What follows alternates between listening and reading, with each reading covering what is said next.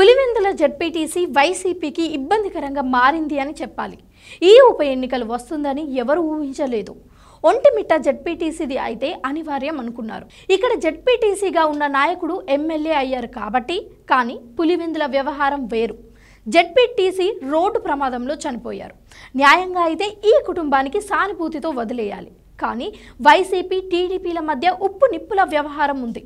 అందుకే ఉప ఎన్నికలు తీసుకొచ్చింది. ఇక పులివెందుల జెడ్పీటీసీలో నామినేషన్లు ఉపసంహరణ ఘట్టం ముగిసినప్పటికీ 19 మంది అభ్యర్థులు బరిలో ఉన్నారు. ఇక ఇండిపెండెంట్లు కూడా చాలా మంది ఉన్నారు. వారికి గుర్తును కేటాయిస్తారు. చిత్రంగా కాంగ్రెస్ కూడా పోటీలో ఉంది. టీడీపీ నుంచి పులివెందుల అసెంబ్లీ నియోజకవర్గం ఇన్ఛార్జ్ బీటెక్ రవి సతీమణి లతారెడ్డి పోటీ చేస్తున్నారు. వైసీపీ నుంచి దివంగత జెడ్పీటీసీ కుమారుడు పోటీలో ఉన్నారు. అదేవిధంగా వివేకానందరెడ్డి హత్య కేసులో నిందితుడు సునీల్ యాదవ్ కూడా నామినేషన్లు దాఖలు చేశారు. కాంగ్రెస్ సైతం మా సీట్ అని పోటీ పడుతోంది.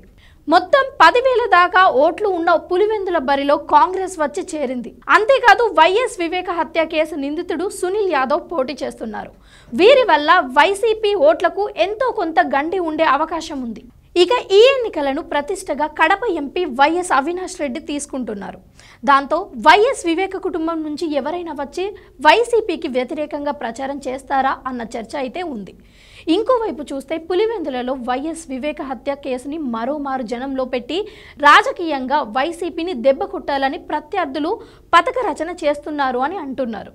ఇదిలా ఉంటే టీడీపీకి అధికార బలం ఉంది. రాష్ట్ర స్థాయి నుంచి పార్టీ పెద్దల అండదండలు ఉన్నాయి. లక్కీగా ఛాన్స్ వచ్చింది.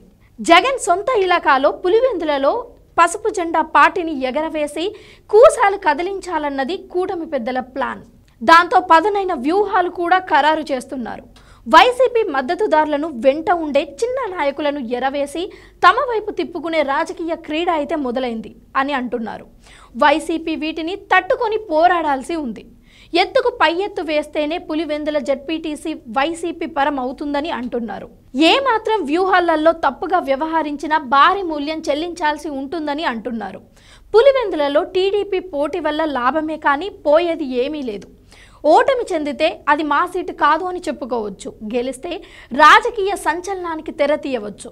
ఏకంగా జగన్ సొంత కోటనే బద్దలు కొట్టామని స్టేట్ మొత్తానికి ఒక ఇంప్రెషన్ని ఇవ్వచ్చు. అదే వైసీపీకి అయితే ప్రాణ సంకటమే. గెలవడం అనివార్యం. తేడా కొడితే మాత్రం అది నేరుగా వైసీపీ అధినాయకత్వానికి ఇబ్బందిగా మారుతుంది అని అంటున్నారు. మొత్తం మీద చూస్తే ఈ నెల 12న జరిగే పులివెందుల జెడ్పీటీసీ ఉప ఎన్నికలకు కేవలం వారం మాత్రమే గడువు ఉంది. మరి ప్రజలు ఏ విధమైన తీర్పు ఇస్తారో చూడాల్సి ఉంది.